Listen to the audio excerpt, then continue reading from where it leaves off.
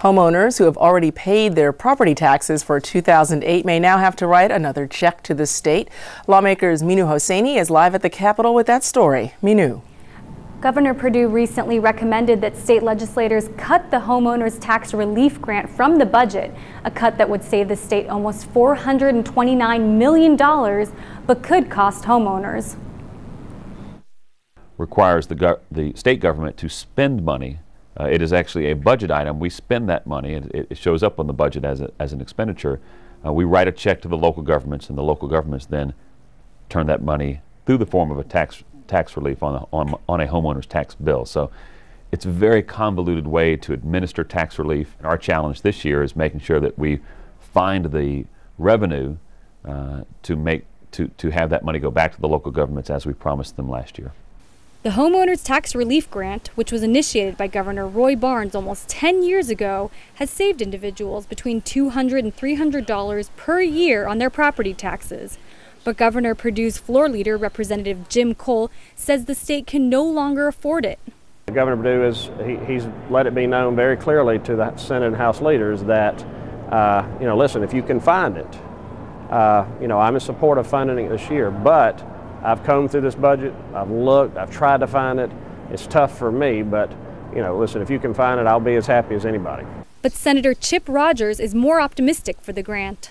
What the legislature has said, both the House and the Senate, is that we would like now to have the opportunity to find that $428 million so that we can go ahead and fund what we passed last year. And I think that's our challenge, is coming up with the $428 million that the governor did not include his budget. And since the governor sets the revenue estimate, we're going to have to find cuts elsewhere in the budget. He presented us with a balanced budget, as he always does. We're going to have to cut something else to find the $428 million to make sure we fully fund HTRG for 2009. The prospect of eliminating the grant could place pressure on local governments to save their homeowners from having to write a second check to the state for their property tax. Reporting live, I'm Minu Hosseini for Lawmakers. Thanks so much, Minu. In other news, one House Democrat says that the homestead exemption should be preserved in the state constitution. Representative Winifred Dukes is proposing a referendum asking voters to decide, shall the Constitution of Georgia be amended so as to provide that the General Assembly shall have the duty to appropriate funds each year to provide homeowners tax relief grants with a benefit equivalent to a homestead exemption not less than $8,000 and not more than $18,000 of the assessed value of a taxpayer's homestead or the taxpayer's ad valorem property tax liability on the homestead, whichever is lower. Now, Representative Dukes says voters, not lawmakers, should decide whether to continue these grants. It should not be to the whim of a governor or a legislature to decide whether or not the homeowners of the state are, in fact, deserving of property tax relief.